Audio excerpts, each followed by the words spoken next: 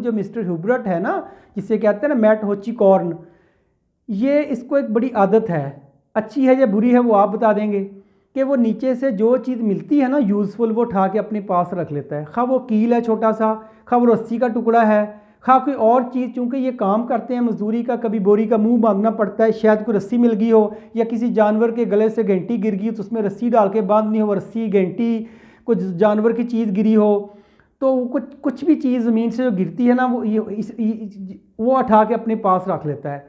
इसलिए इसके बारे में कहा जाता है कि he was very thrifty person, he was very economical person, वो बड़ा कफात शार या कंजूस कह लें ऐसा आदमी था वो, ये उसकी आदत थी। और जब ये नीचे से रस्सी पड़ी उठा रहा था ना तो मिस्टर मनाना ने इसको देखा था, यानी मेलन डेन ने इसको देखा था, तो इसने और ज़्यादा ना जिसे कहते हैं और ज़्यादा चौड़े होकर उसको दिखाया था, क्योंकि ये मैंने बताया ना थोड़ी कि इनकी लगती है आपस में, क्लैश था, वो भी बताता हूँ क्यों था क्लैश। उसने कहा जी मिस्टर मनाना ने आपको देखा है उठाते हुए। उसने कहा अच्छा इसने देखा, ये तो बताएगा ही मेरे खिलाफ, चूँकि मेरे पहले ही खिलाफ है, he has personal grudge against me.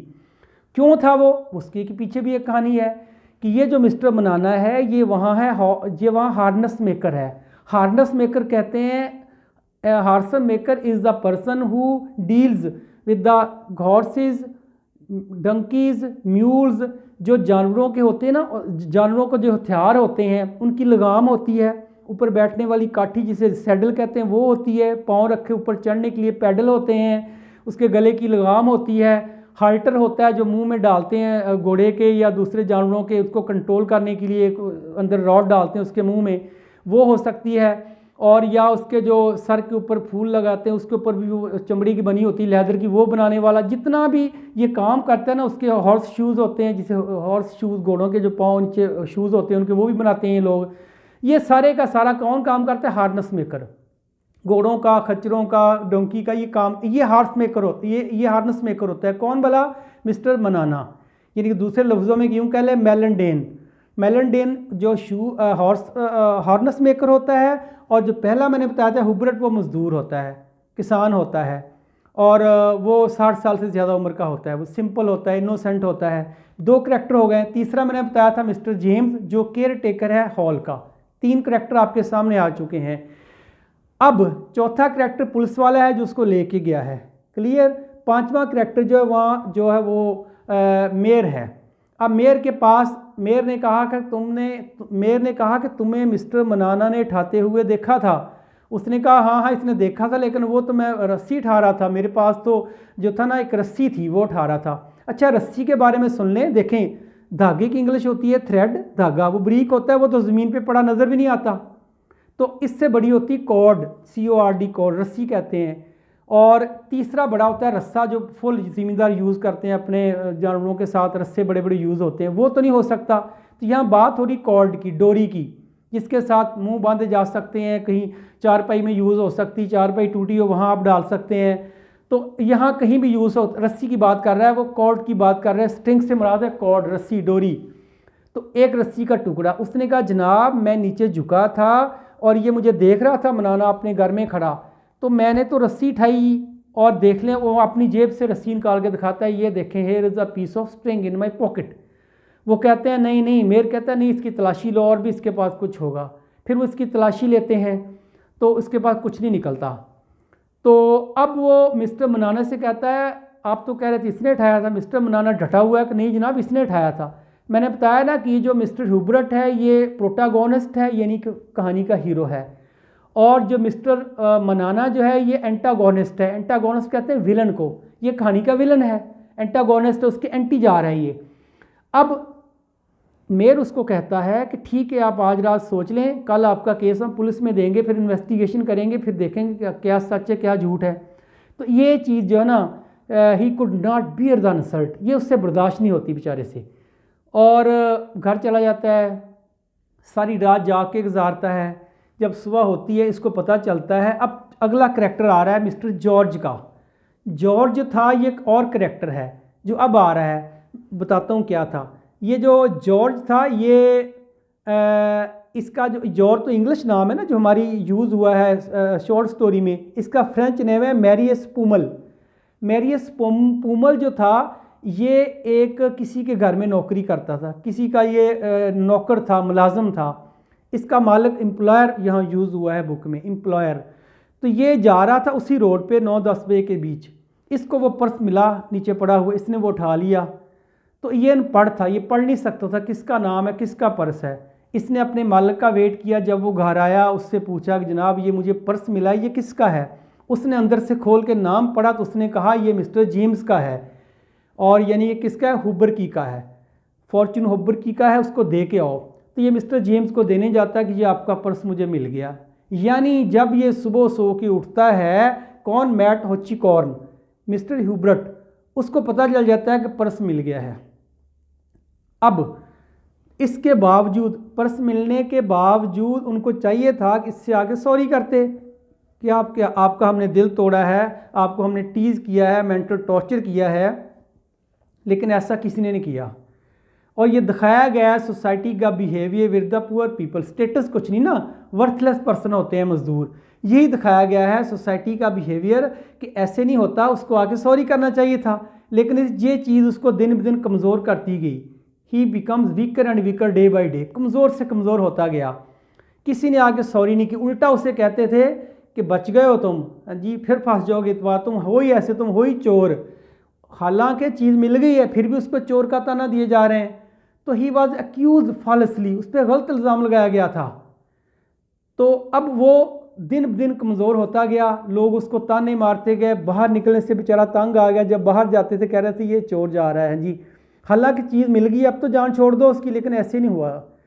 अब कुछ दिनों के बाद उसकी डेथ हो जाती है। ही डाइड इन एगोनी, वो बेचारा बड़ी जो है ना, ही डाइड इन माइजरेबल, वो माइजरेबली डेड हो गया बेचारा, मर गया।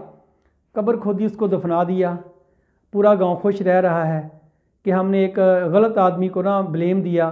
तो ये उस पर यानी कि पूरी लाइफ मरने तक ही could not be able to extrication of his blame, वो ब्लेम से बाहर नहीं निकल सका, ब्लेम से निजात नहीं मिली बेचारे को। फिर उसने कहा, उस पर तोहमत लगाई गई थी, इम्प्यूटेशन। जब तोहमत लगी है तो ये चीज़ उसको अंदर से अंदर खाया जा रही थी। इन सारी चीज़ों ने मिलके उसको मौत के किनारे पहुंचा दिया। अब क्या हुआ, दफना दिया गया। कुछ दिनों के बाद कहते हैं, कुछ दिनों के बाद उस गांव में एक फ्लड आया, बहुत ही एक ना स्टॉर्मी फ्लड था। उस फ्लड ने गांव की हर चीज़ तबाह कर दी, बहा कर ले गया, घर क्या, कब्रिस्तान क्या, कोई जगह, कोई उनका एनिमल नहीं बचा, कोई उनकी मार्केट नहीं बची। गांव ने, उस फ्लड ने सारा कुछ तबाह कर दिया। सिर्फ मिस्टर ह्यूबर्ट की ना कब्र बाकी बची हुई थी, यानी कि मैट हॉचिकॉर्न की कब्र बाकी बची थी। उस कब्र के ऊपर जो कतबा था ना, जिसे हम कहते हैं हेड स्टोन, उसके ऊपर इंस्क्रिप्शन, उसके ऊपर लिखा हुआ था। क्या लिखा हुआ था कि इसकी सच्चाई का फैसला लोग तो ना कर सके, लेकिन फ्लड ने कर दिया, कि he is a true person that can not be decided by the people of society. ये सोसाइटी के लोग नहीं कर सके, लेकिन फ्लड ने इसको डिफ्रेंशिएट कर दिया कि अच्छा क्या था, बुरा क्या था। तो अब इससे हमें क्या निकल रहा है कि देखें, सोसाइटी जो होती ना, ये एक, अब भी ऐसा ही है, सोसाइटी की रिफ्लेक्शन होती है किसी कंट्री का, किसी नेशन का। सोसाइटी में, इस्लाम में तो ये है ना कि अगर आप अच्छाई फैलाते हैं, बुराई को रोकते हैं, अगर बुराई को आप हाथ से नहीं रोक सकते, मुंह से रोकें। अगर मुंह में भी आप में हिम्मत नहीं है, डर है, तो दिल में तो बुरा कह लेना। हम अफसोस हमारे लोगों पे है कि हम लोग दिल से तो बहुत दूर की बात, हम साथ मिल जाते हैं, दिल में बुरा कह लें, साइड पे लग जाएं, आप में हिम्मत नहीं है। सोसाइटी में ऐसा नहीं होता। सोसाइटी में बड़े का साथ दिया जाता है, और गरीब को, जो वर्थलेस होता है, जिसे कहते हैं मैन ऑफ लेटर्स होता है, मैन ऑफ स्ट्रीट होता है, उसके हम पीछे पड़ जाते हैं। उसकी अच्छी बात भी हमें बुरी लगती है, और एक बड़े की बुरी बात भी हमें अच्छी लगती है, उसको हम पॉजिटिव देखते हैं। ये सोसाइटी का बिहेवियर होता है with the poor and rich के साथ। तो यहाँ भी ऐसा ही है, सोसाइटी बड़ी गंदी दिखाई गई है। सोसाइटी वो नहीं, सोसाइटी ये दिखाई गई है, क्योंकि ये स्टोरी शामिल करने का मकसद ही ये है कि आपको सोसाइटी का ट्रू फेस दिखाया जाए। आजकल भी ये जहालत, इतनी जहालत है, जहालत ही है ना, इतनी जहालत है। आप देखें ज़रा, एक डुगडुगी बजाने वाला अनपढ़ होता है, डुगडुगी बजा के 100 बंदा इकट्ठा कर लेता है। क्यों? He is expert in the investment of words, वो वर्ड का माहर होता है। वो ऐसे वर्ड यूज़ करता है कि आदमी मजमा देखने के लिए खड़े हो जाते हैं और पुड़ियाँ भी खरीद लेते हैं। फिर ये तरीका होता है काबू करने का। तो जहल को काबू करने को बड़ा तरीका है, जहल के बड़े फ़ायदे हैं। जो इनको जो है जहल को जो ना वो मजमे वाला भी काबू कर लेता है, काला जादू काले तवीज़ धागे वाला भी काबू लेता है, पीर फ़कीर भी काबू कर लेते हैं, फसादी मौलवी भी काबू कर लेते हैं, सियासी लोग भी काबू करते हैं और फिर इनको टिश्यू पेपर की तरह इस्तेमाल करके फेंक देते हैं। फिर इनको क्या है, 100 रुपये का बैलेंस डलाएँ, 7 चौलों की प्लेट दे दें, शाम तक नाचते रहेंगे। जहल की बात कर रहा हूँ। जब सोचने समझने की आपकी सलाहियत ख़त्म हो जाती है, फिर हम जहल हो जाते हैं और हम गुलाम बन जाते हैं किसी न किसी के, उसके इशारे पे हम लोग नाचते हैं।